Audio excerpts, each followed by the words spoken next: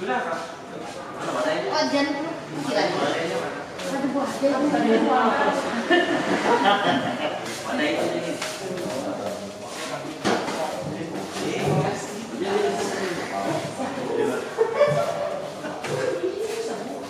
Kepala Bupati mewakili Ketua Umum PKP sekaligus membuka acara hari ini. Demikian, silakan Pak Kabar. Terima kasih. Assalamualaikum warahmatullahi wabarakatuh. Salam sejahtera bagi kita sekalian. Bidang Koordinator Provinsi Program Kota Hutan Kumuh, Koordinator Kota Tanpa Kumuh Kota Palangkaraya, anggota Pokja PKP Kota Palangkaraya, para undangan dan hadirin walafiat. Dan mengacu pada Undang-Undang Nomor 1 Tahun 2011 tentang Perumahan dan Kawasan Permukiman serta Peraturan Pemerintah Nomor 14 Tahun 2016 tentang penyelenggaraan perumahan dan kawasan permukiman yang mengamanatkan kebijakan di daerah.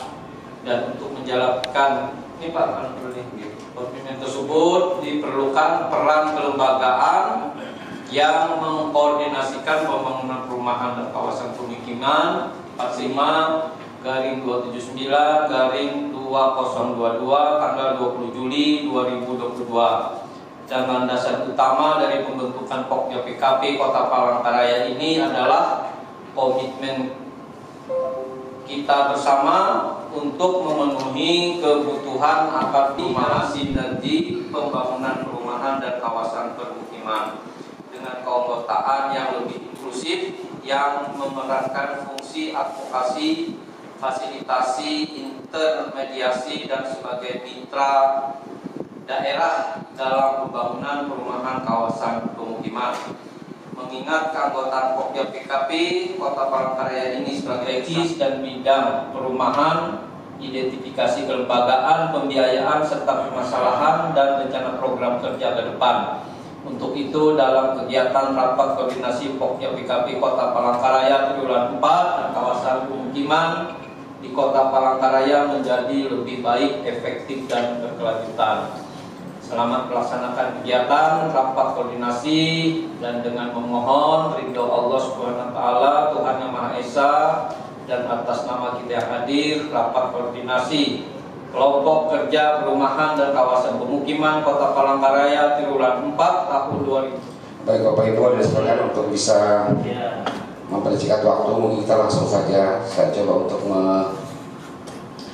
menyampaikan beberapa hal paparan yang dapat kami sampaikan terkait laporan atau progres yang sudah berjalan oleh dasar hukum untuk Pokja PKP itu ada 2021. Kemudian ada PDBG, RTRW, RPW, KPK, Perda Umum mungkin sedang proses ya Pak Jadi. Oh sudah ya, sudah di pembahasan di DPRD. Kemudian strategi sanitasi kota, Rispam, RP3KP, RP2KP KPK yang mengintegrasi dan database perumahan dan kawasan pemukiman provinsi dan kota menjadi satu data basis data. Kemudian yang 6 adalah pendampingan dalam penyusunan peraturan terkait perumahan. Nah, rekapitulasinya adalah total dari keseluruhan semua kegiatan adalah 107.132.063.000. Itu total rekapitulasi pendanaan baik semua sektor tadi. Nah, ini rinciannya ya yang tadi kita sampaikan. Kemudian ada Basnas, APBD 1, APBD 2, baik Perkim atau PPR itu ada BPBD juga.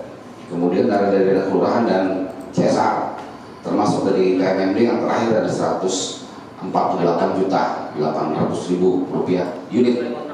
Ada dari rinciannya yang untuk persentase. Jadi jumlah hunian layak unik ada ketahanan bangunan persentase sekitar 89,83, sudah termasuk di bawah dari APBN yang terkait adalah BSPS itu untuk MBR sekitar 72. Itu ada di Disperkintan. Kemudian dari APBD provinsi untuk rumah swadaya 664 unit sampai dengan untuk data demandnya untuk perumahan ya dari 2002 sampai 2025. Sedangkan kumuh untuk tahun 2022 itu sekitar 4.000 unit. Nah ini juga sama dengan ketahanan bangunan, baik itu luas per kapita, sanitasi layak ataupun air minum layak. Nah, ini datanya sudah kita sampaikan. Next. Dari total kumuh 214,13 menyisakan 189,2 hektar. Jadi pengurangan kita untuk tahun ini itu ada 25,11. Di kegiatan skala kawasan itu sekitar 21,67 sumbangan untuk penyelesaian kumuhnya 24 hektar. STNK-nya bawah ya. Nah ini progres pengelolaan kumuh. Jadi kalau kita lihat 2021 SK kita kan terbit 2021 214,13. Waktu itu ada kegiatan debat dan sebagainya. Kita ada pengurangan 21,36. Setelah itu di 2022 kita ada pengurangan hanya ada 31 sekian untuk lokasi kumuh. Yang tadi itu totalan 107. Jadi yang untuk lokasi kumuh itu hanya 31 sekian, dan ini kegiatan-kegiatan yang sudah masuk ke dalam delineasi kumuh bisa kita lihat sendiri. Ada dari air bersih, ada drainase lingkungan, ada jalan, ada sanitasi, dan ada perumahan.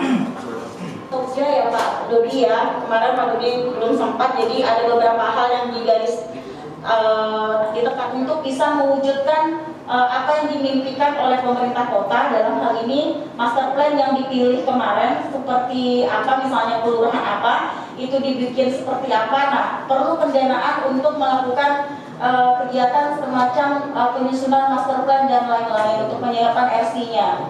Nah, setelah itu nanti ada aspek pengelolaan aset di sini juga.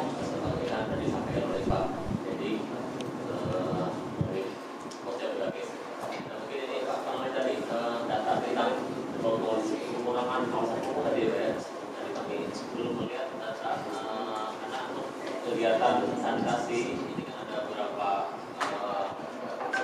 kerjaan yang namanya kalau mau intervensi ke kawasan kumuh, ini nanti dibantu Pak Ana ya, bentuknya nanti sudah ada kegiatan, bisa dapat memastikan intervensinya langsung bisa masuk ke kawasan kumuh. Nah, selama ini kami hanya tahunya apa namanya arahnya ke apa secara geografisnya dari kumuh masuk, tapi tidak tahu apakah itu masuk di zonasi kumuh atau bukan. Berjalan masing-masing tanpa ada komando dari Bapak Frida tadi. Banyak sekali yang pengurangan kumuhnya masih nol. Ini sudah ditegaskan oleh Pak Wali Kota kemarin, fokus ke situ gitu. Drainasi yang sudah kita sampaikan, seperti persampahan misalnya, pengelolaan sistem persampahan ini termasuk salah satu 7 indikator kekumuhan. Nah, kadang-kadang persampahan tidak melihat lagi drainasi kumuh seperti apa. Nah itu juga jadi perhatian bagi kita. Melibatkan seluruh stakeholder dalam integrasi data. Nanti akan kami identifikasi Pak Dedi terkait sama data-data kan di dalam program kerja kami juga sudah membangun semacam sistem. Justru itulah nanti kami akan integrasikan data-data yang ada dari stakeholder eksternal juga. Kemudian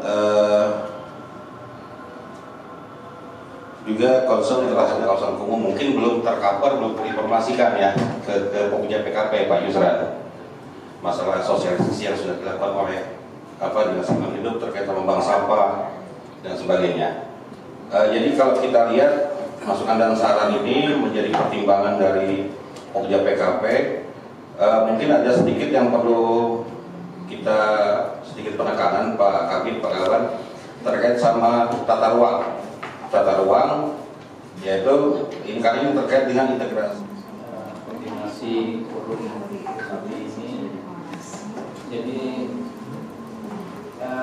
mungkin yang pertama yang saya ingin sampaikan bahwa tentunya kita di dalam bekerja itu kan ada yang bisa ditunjukkan yang sebagian yang ada di situ kan. Jadi kita sama-sama gitu loh bekerja kalau berjalan menanggapi.